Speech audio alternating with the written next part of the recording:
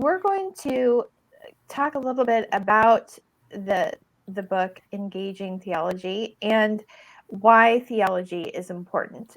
And I wanted to start with a quote that is from the book that I thought was just an awesome quote. And this is they write, "Orthodoxy is built on a relationship with God in which we rightly approach Him in worship. Right beliefs do not merely give us cognitive information, they orient us to God in a manner of worship because worship, like all relationships, is based on a personal encounter. For this reason, proper belief about Jesus leads to, even entails, a life of obedience to God through Jesus by the Spirit.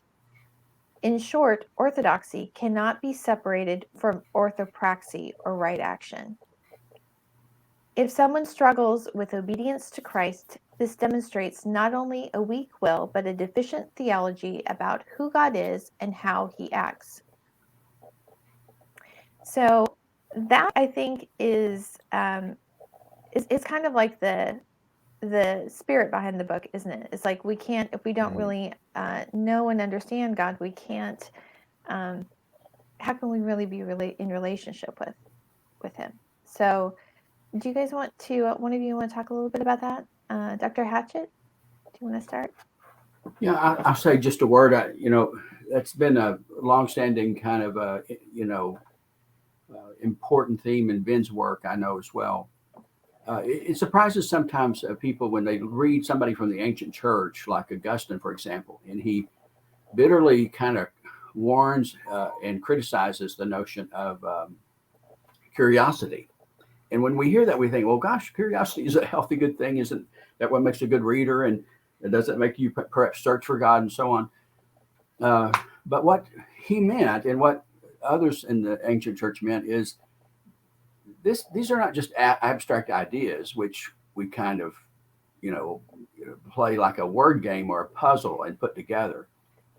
They're not really the kind of thing you can sort of know in the proper sense if you keep them at arm's length. To really know this kind of knowledge, you not only have to struggle with some ideas and try to learn with clarity, um, and kind of, which is part of what apologetics does, part of what theology does, but eventually to go the next step, you really need to sort of be open to explore and pursue this God. In other words, you can't just know him as an onlooker from a long third party kind of distant balcony.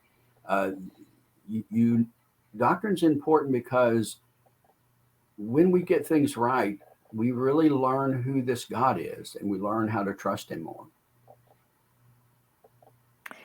That's a great point, and um, I think that I don't know if it's just us, and we have a very individualistic society, and we think uh, we, especially Protestants, we don't like tradition. We don't like people telling us what to do. We just want to think what we want to think and do it our own way. And that's really, when it comes down to it, that's in opposition to what we said that we were believing in when we became a Christian, because we supposedly said, God, I know that I am flawed and I'm a sinner and I can't do it my way. I need to do it your way.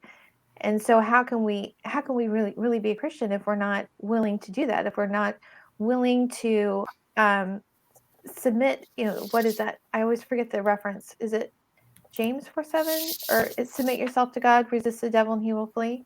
And it's Mm-hmm. like the whole submission thing.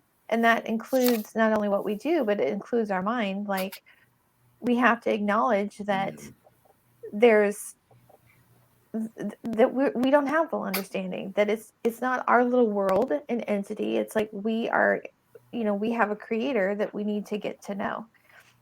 Dr. Blackwell, do you want to? Yeah, I think that's so right. I mean, there's sometimes in the church we have these different tensions that more often, the movement today is to talk about being spiritual but not religious. And so what that often means is that we have a heart for God and then we want to engage God, but that's kind of separated from some of the traditional practices. Maybe we can use the hands metaphor for that, like you have to do these certain things actually to be Christian. And if you do other things, that models other belief systems and religious traditions. But then there's also the head, right? And so our goal with this engaging theology is that a theology in its best sense is holistic in that it brings together the head, the heart, and the hands. And oftentimes at church, we're driven to engage God in our heart, but we sometimes lack the head knowledge, the good, just basic theology. Like you talked about these heresies, some great important thinking that the church has done over the past 2,000 years to see how theology works together.